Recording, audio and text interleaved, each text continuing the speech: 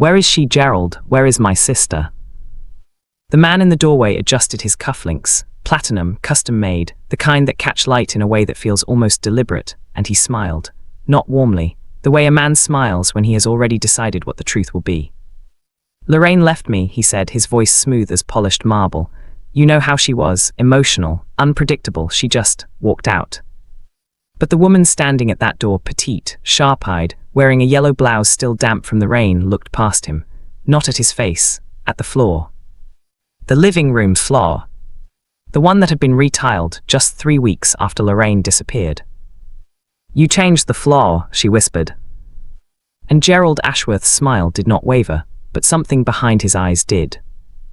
What he did next broke her more than she could have imagined, and what came after that, what the world eventually uncovered, broke him in ways no man is ever truly prepared for.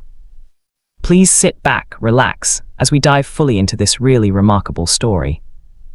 Lorraine Ashworth, born Lorraine Celestine Mbeki, was not the kind of woman who demanded attention when she walked into a room. She was the kind of woman who changed the room, quietly, without ever announcing it. She stood 5 feet 4, with deep brown skin the color of warm earth after rain, and natural hair she wore in a loose crown of coils that she pinned back with a single tortoiseshell clip on ordinary days. Her eyes were dark and wide-set, observant in the way that only people who have spent years listening rather than performing ever truly develop. She wore cardigans in muted tones, dusty rose, sage green, ivory, and she had a habit of tucking her hands into her sleeves when she was thinking deeply about something. To the world Gerald Ashworth occupied, the world of tailored suits and corporate dinners and men who measured a woman's worth in carats and social currency, Lorraine was invisible. That was, of course, his first and most catastrophic mistake. Gerald was 43, broad-shouldered, silver-templed, with the kind of jawline that photographs well and the kind of confidence that fills a room before the body does. He wore charcoal and navy almost exclusively. His watch was a Patek Philippe inherited from a father who had built a modest real estate empire in the Midwest, an empire Gerald had since tripled, mostly through charm, timing, and a remarkable ability to make other people feel that agreeing with him was their own idea. He had married Lorraine 7 years ago.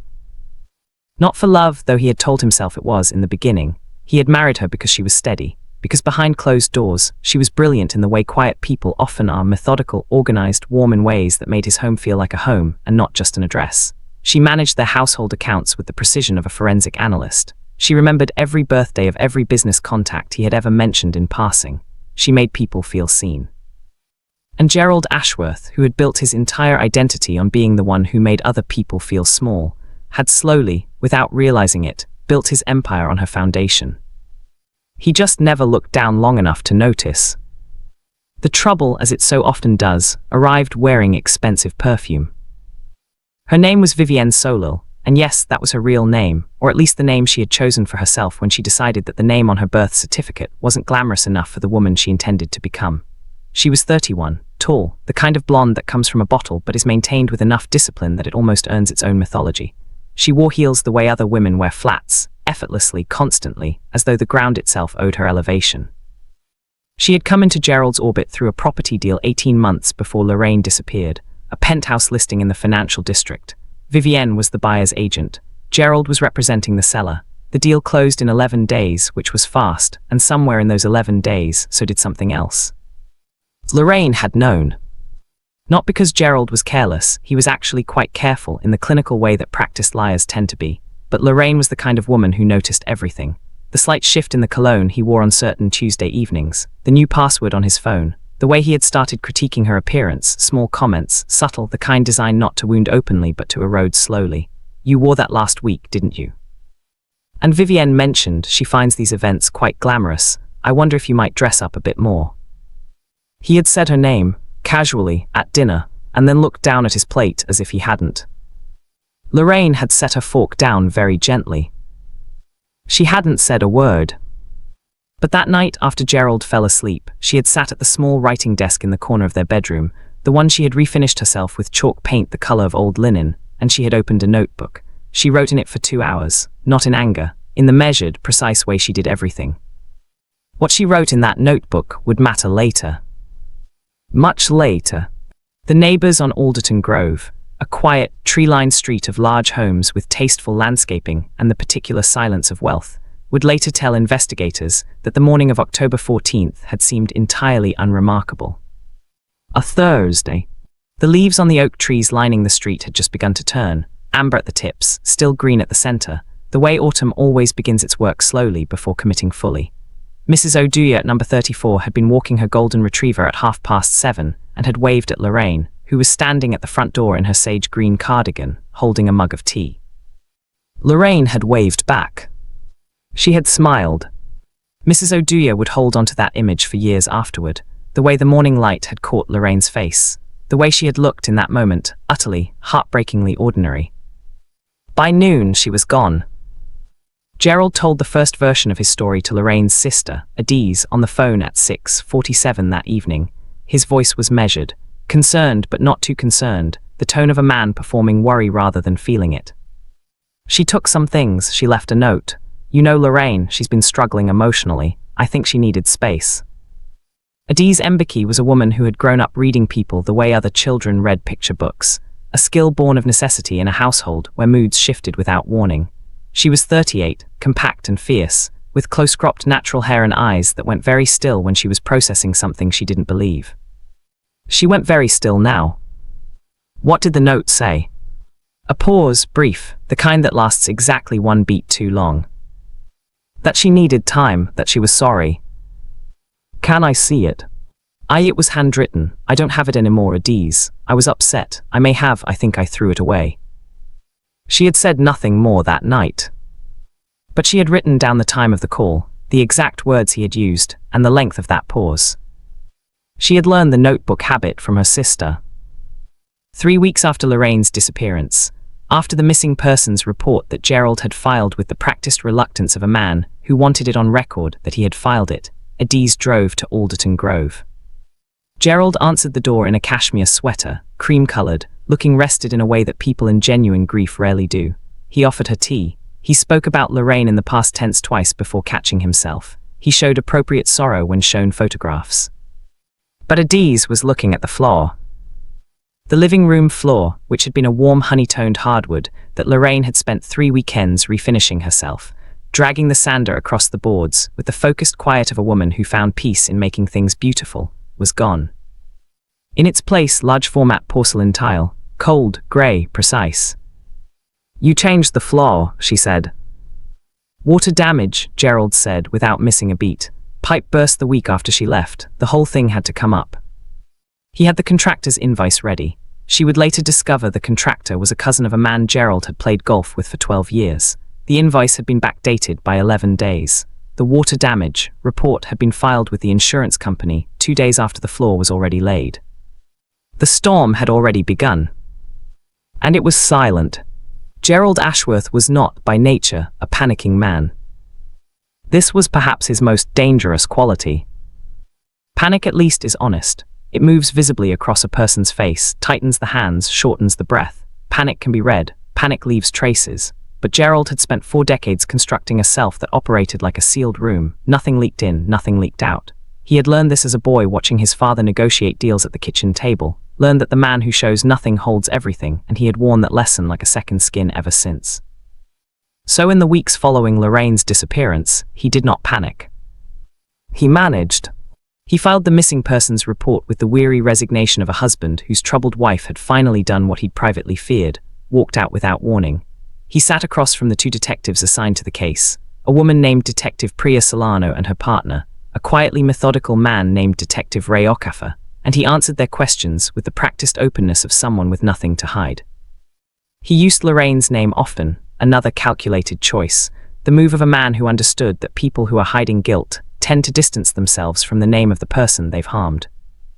Lorraine was struggling, he told them, leaning forward slightly in the way that telegraphs sincerity to people who aren't watching closely enough. She had episodes, dark ones. I tried to get her help. She refused. I loved her deeply, but I think she needed something I couldn't give her. Detective Solano, who had been doing this for 19 years and had long ago learned to watch hands rather than faces, noted that Gerald's hands rested perfectly still on the table throughout the interview. Too still. She wrote one word in her notepad and circled it. Rehearsed. Vivienne Solil understood timing the way a conductor understands music, not just the notes. but the silence between them. She did not move into the house on Alderton Grove immediately. That would have been vulgar.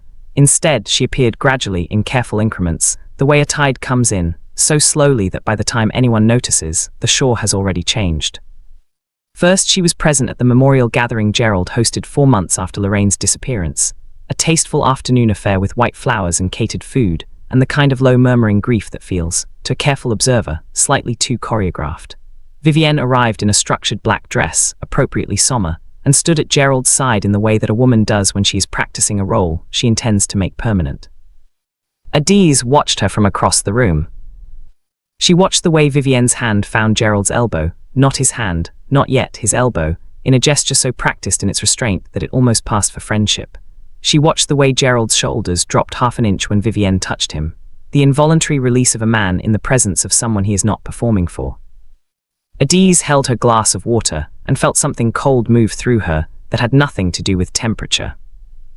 By month 6, Vivienne's car was in Gerald's driveway on Friday nights. By month 9, a second set of keys had been cut.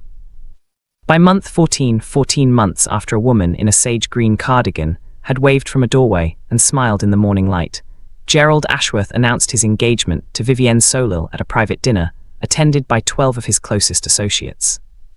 He chose the restaurant carefully, reservations, a private room, an announcement that arrived after the entrees, before the dessert, timed, as always, to land in a moment of warmth and satiation, when people are least likely to ask difficult questions. The table applauded. Vivienne extended her left hand. The ring was a cushion-cut diamond, roughly 3 carats, set in platinum. It caught the candlelight magnificently. Gerald smiled the smile of a man who believed, absolutely and completely, that he had escaped. He had not yet understood that some things do not stay buried. There is a particular kind of grief that does not weep. It does not curl into itself or seek comfort in other people's arms. It does not soften around the edges with time. Instead, it sharpens. It becomes purposeful. It gets up early and stays up late, and it keeps records. Adaeze Mbeki had been keeping records for 14 months. She had a box, a plain, brown archival box, the kind used in legal offices, stored beneath her bed in the 2-bedroom apartment she shared with no one by choice. Inside that box was everything. The timeline of calls she'd had with Gerald in the early days, transcribed word for word from memory the moment she'd hung up each time. Photographs she'd taken on her phone during her visit to Alderton Grove, including several of the new tile floor, and one that, when enhanced later by a software tool a friend in forensic imaging had helped her access, showed a faint, irregular ridge along the grout line in the northeast corner of the room. The kind of ridge that appears when freshly laid tile settles unevenly over disturbed earth. She had the contractor's invoice, the one Gerald had shown her voluntarily, with the confidence of a man who had not considered that the woman sitting across from him had spent 20 years as a compliance officer for one of the largest insurance firms in the country. The backdating had taken her 11 minutes to identify. She had Lorraine's notebook. This, above everything else, was the thing that mattered. She had found it 3 months after the disappearance, during a visit to Alderton Grove while Gerald was at a conference in Phoenix. She had kept a spare key. Lorraine had given it to her years ago, pressing it into her palm with a quiet smile and saying, just in case, in the way that people sometimes say things that only make sense in retrospect. She had let herself in, moved through the 2 quiet rooms, and found it exactly where she had somehow known to look, behind the false backing of the small writing desk in the corner of the master bedroom, tucked into the space Lorraine had created there herself. The notebook was pale blue. Lorraine's handwriting inside was small and precise and utterly, devastatingly calm. The first entry was dated 8 months before she disappeared. He said her name tonight at dinner, Vivienne. He said it like a man who has been rehearsing not to say it and finally slipped. I set my fork down. I did not say anything, but I have decided that I will begin to prepare. The entries that followed were not the writings of a frightened woman. They were the writings of a woman who had understood something important, that the moment she revealed her knowledge, she would lose her advantage. So she had said nothing, and she had prepared. What she had been preparing, Adaeze discovered across the notebook's 61 entries, was extraordinary. Lorraine Celestine Mbeki, the woman in the sage green cardigan who refinished hardwood floors by hand and remembered every birthday, and was dismissed by her husband's world as quiet and ordinary and invisible, had, over the course of 7 years of marriage, been building something. Not a life, a legacy. And she had hidden it so completely, so methodically, in the manner of someone who had always understood that the people who underestimate you are also, always, the people who never think to look. It had started, as so many remarkable things do, with something small. During the first year of their marriage, Lorraine had managed a household budget that Gerald handed to her, the way one hands an administrative task to an employee, without interest, without oversight, and without ever imagining that the person holding the pen might have their own ideas about what to do with it. She had found the inefficiencies within 60 days. Gerald's accounts were being quietly hemorrhaged by a combination of redundant subscriptions, an overpaid vendor for his office maintenance contract, and a tax filing strategy that was, frankly, leaving a significant amount of money on the table. She had corrected all of it without telling him. The savings she had redirected with his written authorization, which he had signed without reading, as part of a stack of household documents she'd placed before him one evening with a glass of scotch, into a separate investment account. She was meticulous about the authorization. Everything was legal. Everything was documented. Lorraine had understood from the beginning that the only power that holds is power that can be proven. Over 7 years quietly she had grown that account. Not recklessly, she was not a gambler. She researched, she read everything. She had taken an online certification in investment management during the 2nd year of their marriage, studying at the writing desk while Gerald attended the kinds of events she was never invited to. She had made careful, consistent, unsexy choices that compounded the way careful choices always do, slowly at first, then suddenly. She had also, through a structure that had taken her 8 months to establish correctly, acquired an ownership stake in 3 commercial properties in the financial district. One of which she had discovered in the final pages of the notebook with the dry, precise tone of a woman recording a fact rather than expressing an emotion, was the very building where Gerald had closed the deal that brought Vivienne into his life. Lorraine had owned a piece of the floor he'd stood on when he decided to destroy her. And there was one more thing. The final entry in the notebook was dated 6 days before she disappeared. The handwriting was the same, calm, small, precise, but the content shifted in tone in a way that made Adaeze's throat close when she first read it. I know what he's planning. I have known for 3 weeks. I have moved what needed to be moved. The account is protected. The properties are protected. The documents are with Solomon. Solomon? It had taken Adaeze 4 months to find out who Solomon was.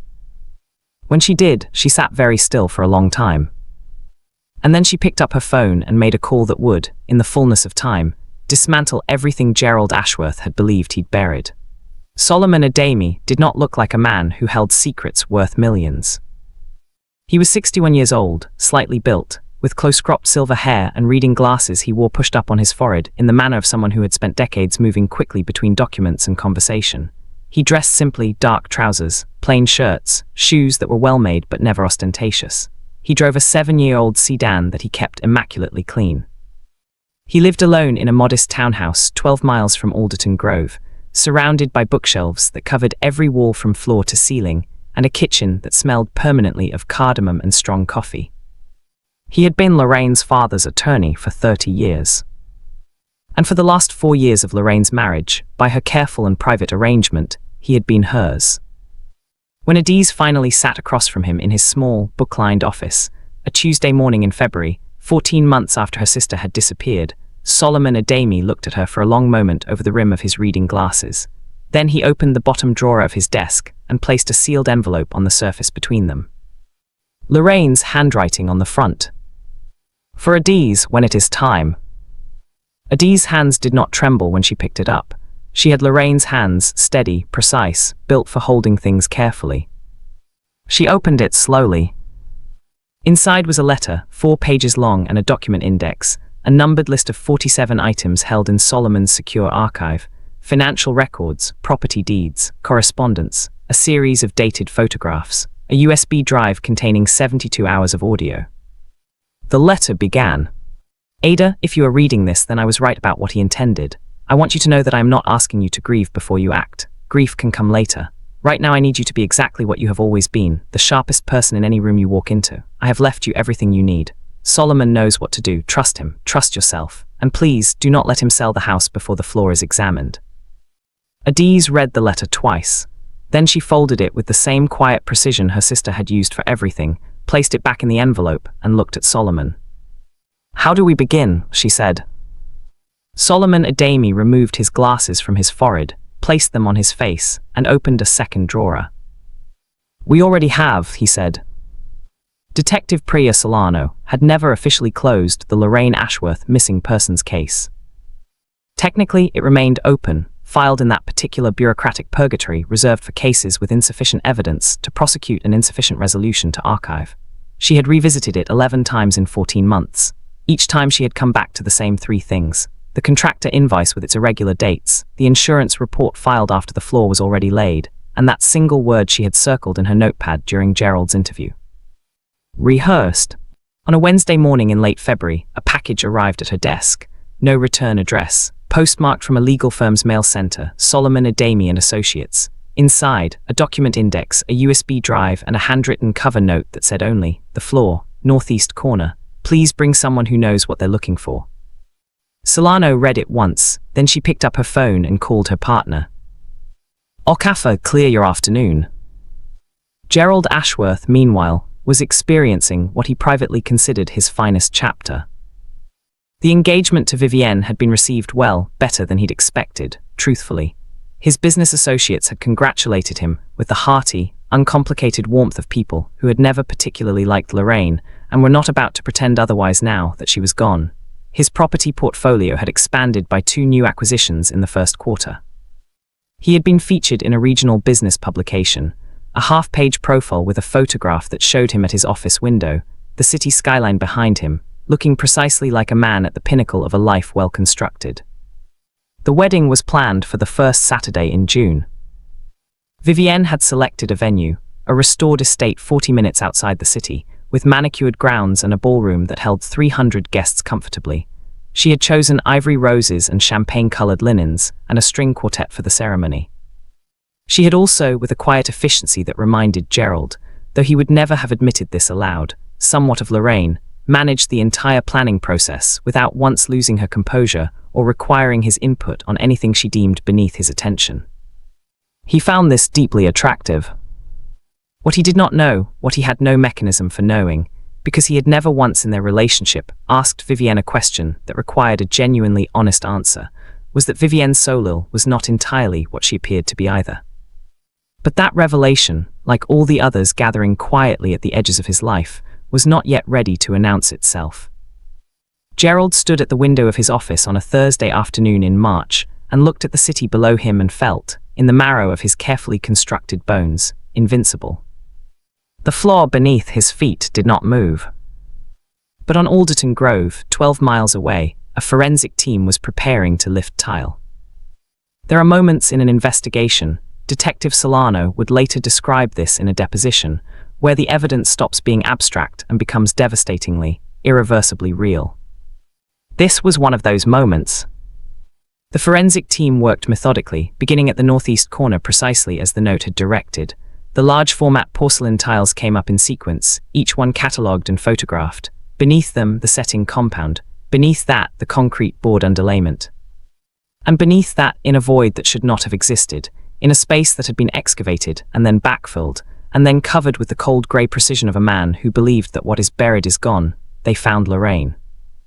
She was still wearing the sage green cardigan.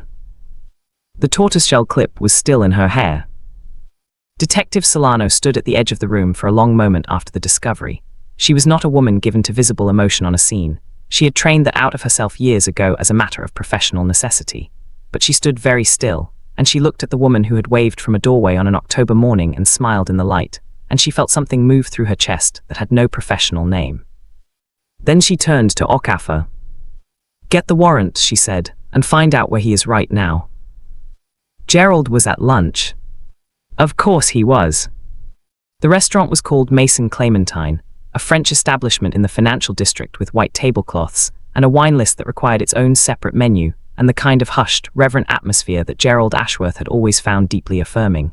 He was seated at his preferred table, corner position, back to the wall, sight lines to both the entrance and the room, with 2 junior partners from a firm he was in acquisition discussions with.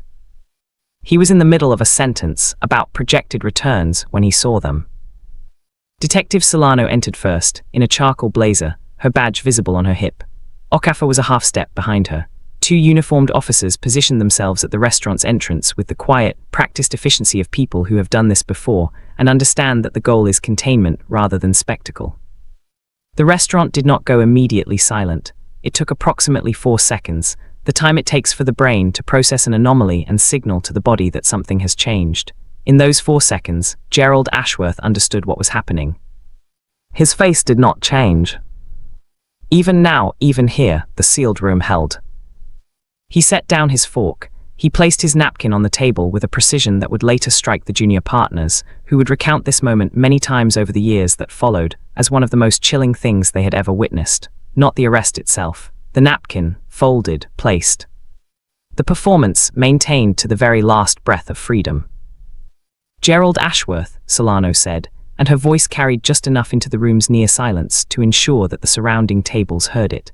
"You are under arrest for the murder of Lorraine Celestine Ashworth." Shame, when it arrives in public, is not a dramatic thing. It is not a shout or a collapse. It is something quieter and more total. A hand closing around the throat, a sudden awareness of every eye in the room, the particular vertigo of a man whose entire architecture has been built on the belief that other people's perception is a thing he controls. Gerald stood slowly. He did not speak. As Solano guided him toward the entrance, past the white tablecloths, past the hushed and staring faces, past the sommelier who pressed himself against the wall with his wine list still open, Gerald Ashworth passed the window. Outside on the street, a woman in a yellow blouse stood watching. Adaeze Ambaki. She had known what time lunch was. She had known the restaurant. She had positioned herself precisely where she needed to be, with the same methodical care her sister had taught her without ever sitting down to give a lesson. She did not wave. She did not smile. She simply watched him pass on the other side of the glass, this man who had buried her sister beneath a floor she had refinished with her own hands, and she held his gaze through the window with an expression so steady and so clear that Gerald Ashworth, who had spent 43 years making people feel small, looked away first. The door closed behind him, and the silence that followed spoke louder than any confrontation ever could have. Vivienne Solil received the news the way beautiful, calculating women often receive the news that the man they chose was not who they believed him to be, not with grief, but with the cold, pragmatic fury of someone who has been made to look like a fool. She had not known. This, the investigation would eventually confirm. Vivienne was many things: ambitious, self-serving, possessed of a moral flexibility that had served her well in real estate and in love, but she had not known what was beneath that floor. She had moved through that living room 100 times on Friday evenings and Sunday mornings without ever feeling what lay beneath the cold grey tile. When she found out, she sat in her car in the parking structure adjacent to her office building for 45 minutes without moving. Then she called her own attorney. Then she called Gerald's personal accountant, with whom she had, over the course of 14 months of careful positioning, developed a cordial professional relationship, and she began, with the efficient self-interest of a woman who understands that a sinking ship does not wait for sentiment, to understand exactly what she had access to and what she did not. What she discovered was that she had considerably less than she had believed. Because Solomon Adaeme, 4 years ago, at Lorraine's careful direction, had structured her assets with the specific and elegant intention of ensuring that whatever happened to her, nothing she had built would be accessible to Gerald Ashworth. Or by extension, to anyone Gerald Ashworth might subsequently attempt to give it to. The properties were held in a trust. The investment accounts were protected by a legal architecture that would have required Lorraine's living signature to alter.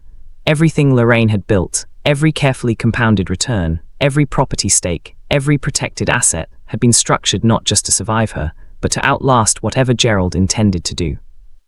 Lorraine had not simply prepared for the possibility of betrayal. She had engineered its aftermath. Vivienne stared at the figures on the screen in her attorney's office and felt, for the first time in a very long time, the particular humiliation of having been the least intelligent person in a story she had believed herself to be orchestrating. The ivory roses, the champagne linens, the restored estate with the ballroom for 300 guests. All of it dissolved. Not with drama, just with the quiet, total finality of a woman who had already accounted for everything, including the woman who came after her. The trial of Gerald Ashworth lasted 19 days. It was not a spectacular trial in the way that some trials become spectacles. There were no surprise witnesses dramatically produced from behind closed doors, no courtroom outbursts that sent the gallery into chaos. It was, in the way that the most devastating reckonings often are, methodical, quiet. The slow, inexorable dismantling of a carefully constructed lie, brick by brick, in a room with fluorescent lighting and wooden benches, and a judge who wore reading glasses on a beaded chain, and had the patient, unimpressed expression of someone who had seen every variety of human self-destruction, and was no longer surprised by any of it. The prosecution was led by a woman named Margaret Chen, 46, compact, precise, with close-cropped dark hair and a delivery style that was almost conversational in its calm. She did not perform outrage. She did not appeal to the gallery. She simply laid evidence on the table the way a surgeon lays instruments, one at a time in sequence, each one serving a specific and irreversible purpose. The forensic evidence came first. The manner of Lorraine's death, the displaced earth beneath the tile, the specific timeline established through phone records, security camera footage from a neighbor's doorbell camera 3 houses down, and the contractor cousin's eventual cooperation with investigators that placed Gerald inside the house during the window when Lorraine was killed and placed him at a hardware store 40 minutes later, purchasing materials that would subsequently be used to prepare the floor. The contractor cousin, it should be noted, had initially maintained his loyalty for approximately 6 weeks after Gerald's arrest. It had taken Solano and Okafor a further 2 weeks after that to present him with a precise accounting of his own legal exposure, at which point his loyalty had rearranged itself with remarkable speed. The financial evidence came next. Solomon Adaeze took the stand on day 9. He was composed in the way that 61-year-old men who have spent their careers in rooms where other people are falling apart tend to be composed, not coldly, but with the settled stillness of someone who has made his peace with difficult truths. He presented the document index. He walked the court through the asset structure Lorraine had built. He explained, in plain and careful language, exactly how a woman dismissed by her husband's world as invisible had spent 7 years building something that no one around her had thought to notice. The gallery was very quiet during Solomon's testimony. There is a particular quality to silence in a courtroom when a jury is paying close attention. It is different from ordinary silence, denser, more charged, the silence of 12 people updating their understanding of the world in real time. Margaret Chen let it sit. Then she placed the notebook into evidence. The notebook was entered as Exhibit 31. Margaret Chen did not read all 61 entries aloud. She selected 7. She read them in order, in the same unhurried conversational tone she used for everything, and the courtroom received each one with the accumulating weight of words written by a woman who had known she was in danger and had chosen, with extraordinary dignity, to respond not with panic but with preparation. The final entry, the one dated 6 days before Lorraine died, was the last thing Margaret read before resting her presentation of evidence. I know what he's planning. I have known for 3 weeks. I have moved what needed to be moved. The account is protected. The properties are protected. The documents are with Solomon. I do not know if I will be able to leave in time, but I know that whatever happens, I will not disappear entirely. I have made sure of that. I have left too many traces in too many places for a man who thinks I am invisible to erase. That is the particular advantage of being underestimated. You can hide things in plain sight. Ada, if it comes to that, I love you. I love you without condition or limit, and I am so grateful that you exist. Don't grieve too long. Build something. That's what we do. The courtroom at the conclusion of this reading was so quiet that the sound of a single person weeping in the gallery's 3rd row was audible to everyone present. Gerald Ashworth sat at the defense table in a charcoal suit, of course charcoal, even now, and looked at the surface of the table. His hands, for the first time in any public setting anyone present could recall, were not still. Gerald's defense attorney was a man named Preston Whale, expensive, silver-haired, with the particular confidence of a lawyer who has won enough difficult cases to believe that winning is a function of performance rather than truth. He was skilled. He challenged the forensic timeline. He questioned the chain of custody on several documents. He constructed an alternative narrative, a woman in emotional distress, a husband at his limit, a tragic accident mischaracterized by grief and circumstantial evidence. He was also in the face of 61 notebook entries, a USB drive containing 72 hours of audio that Lorraine had recorded in the final months of her marriage, Gerald's voice present throughout, saying things in the privacy of his own home that he had never intended anyone else to hear, and a forensic report that was unambiguous in its conclusions, fighting a battle that had already been lost before he stood up to fight it. The jury deliberated for 6 hours. They returned a verdict of guilty on all counts. Gerald Ashworth heard the word guilty 3 times in succession, and his face, finally after 19 days of the sealed room, did something uncontrolled. Not weeping, not collapse, something smaller and more total, a kind of flinch, almost invisible, that moved through his features like a tremor through still water and was gone before most of the gallery registered it. But Adaeze saw it. She was seated in the second row, in a deep burgundy dress that Lorraine would have loved, and she saw it, and she held it not as triumph, but as the final evidence of a truth she had always known. He had known exactly what he'd done. He had always known. Preston Whale filed 2 appeals over the following 18 months. Both were denied. Gerald Ashworth was sentenced to life imprisonment without the possibility of parole. He was transferred to a correctional facility 3 hours from Alderton Grove, far enough from the city whose skyline he had stood before in that half-page business profile, feeling invincible that he would never see it from a window again. The house on Alderton Grove was seized as part of the estate proceedings and subsequently sold. The new owners, a young couple with a newborn and no knowledge of its history, tore out the remaining tile in the living room immediately upon purchase, intending to restore the original hardwood floors. When the contractors came to assess the subflooring, they found it structurally compromised and had to rebuild the entire base. They installed wide plank white oak in the end, warm, honey-toned. Almost exactly the color Lorraine had chosen. Vivienne Solal left the city 8 months after Gerald's conviction. She relocated to another state, changed her professional focus from residential to commercial real estate, and according to a mutual acquaintance who relayed this to Adaeze without being asked, spent a considerable period of time thereafter being genuinely, rather than strategically, alone. Whether this constituted growth or simply exhaustion, Adaeze could not say and chose not to speculate.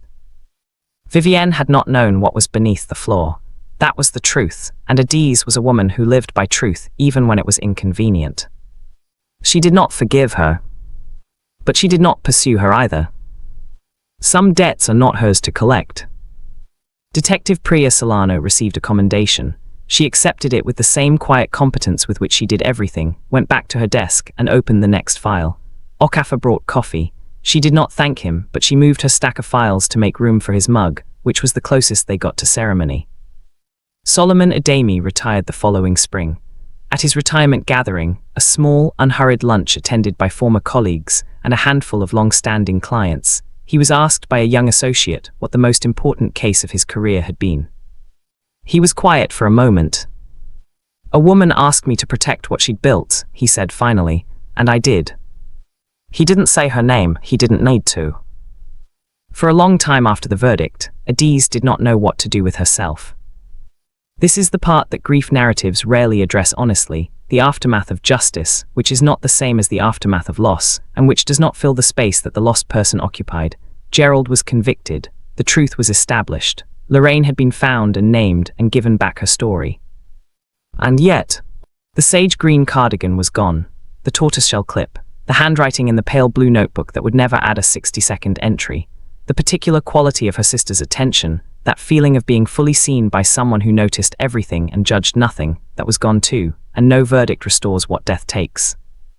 Adaeze grieved. She grieved in the way Lorraine had predicted, not before she acted, but after, when there was nothing left to build and nowhere urgent to be. She grieved in her apartment, surrounded by the box of records she no longer needed to keep. She grieved on a Tuesday morning when she found, in the back of her kitchen cupboard, a tin of the particular tea Lorraine always brought when she visited. She made it. She sat at her kitchen table in the early light, and drank it slowly, and allowed herself, finally, to feel the full weight of everything she had been carrying at a controlled distance for over 2 years. She wept. And then, because she was Adaeze Mbeki, and because her sister had asked her to build something, she stopped. The trust Solomon had administered passed, upon its legal resolution, to its designated beneficiary. Lorraine had named Adaeze 2 years before she died. What Adaeze inherited was not simply money, though there was money, more than she had allowed herself to calculate while it was still evidence in an ongoing case. What she inherited was the full record of her sister's intelligence, the investment framework, the property stakes, the methodology of a woman who had built something real and lasting inside a life that was trying to make her small. Adaeze spent 4 months studying everything in the archive before she made a single financial decision. Then she called Solomon, who had not yet fully retired, because Solomon was the kind of man who finds purpose in usefulness, and they sat across from each other in his book-lined office and they talked for 3 hours. When she left, she had a plan. The following year, Adaeze established a foundation. She named it after the street where Lorraine had grown up, not Alderton Grove, not the address of the house that had become a crime scene, but the street in the small Midwestern city where 2 girls had grown up sharing a bedroom and a particular habit of paying close attention to the world. The foundation's focus was legal and financial support for women in vulnerable domestic situations, specifically access to the kind of structural protection Lorraine had only found because she was brilliant and meticulous and had the particular fortune of knowing Solomon. The foundation's tagline, which Adaeze chose herself, was 4 words. Built to outlast everything. In the first year of operation, the foundation assisted 63 women.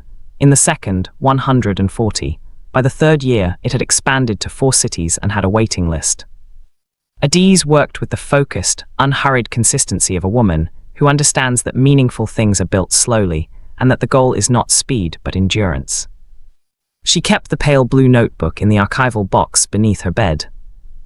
On the anniversary of Lorraine's death each year, she took it out. She did not read it in its entirety. She knew it by heart now, the way you know a piece of music that has played often enough to live inside you. She simply held it, sat with it, let her sister's handwriting be present in the room with her for a little while. Then she put it back. Then she got up. Then she went to work. Gerald Ashworth had believed, with the absolute certainty of a man whose life had confirmed his own mythology at every turn, that Lorraine was the kind of woman who could be erased. He had been wrong in the specific way that powerful people are often wrong, not through ignorance, but through the catastrophic failure of imagination that comes from never once having been required to truly see another person. Lorraine had not been invisible. She had been watching. And everything she saw, she recorded. Everything she built, she protected. Everything she loved, she left behind in a form that no floor, no tile, no amount of cold grey precision could cover. The storm she had begun assembling in the quiet of a writing desk corner, in the hours while her husband slept, had arrived not with thunder, but with the particular, devastating patience of a woman who understood that real power does not announce itself. It simply endures. It simply outlasts. It simply remains, long after the man who thought he'd buried it has been led away from a white tablecloth restaurant in handcuffs, past the staring faces and the hushed gallery and the window where a woman in a yellow blouse stood watching. Long after the hollow victory he believed he'd won has shown itself for what it always was. Nothing. Built on nothing. Lasting nothing. And somewhere, in the warm honey-toned silence of a living room floor that has been restored to something close to what it once was, the trace of a woman who was never truly invisible continues, quietly, to remain. That is where Lorraine lives now. In the endurance. In the foundation. In every woman who builds something real inside a life that is trying to make her small. In the particular and undefeatable power of being underestimated. And that, right there, is the story of a man who thought he could bury the truth, and a woman who made sure the truth was built to outlast him. Lorraine Celestine Mbeki was not a headline. She was not a cautionary tale. She was a woman of extraordinary quiet intelligence who loved deeply, prepared meticulously, and left behind something that no amount of cold grey tile could ever cover. If this story moved you, if it made you think differently about the people in your life who are quiet, who are steady, who are doing the deep and invisible work of building something real, then carry that with you. Thanks for watching. If this story moved you, give it a like and share it with someone who needs to hear it today. And don't forget to subscribe for more powerful stories that remind us what human beings are truly capable of, both the darkness and the extraordinary light that outlasts it. See you in the next one.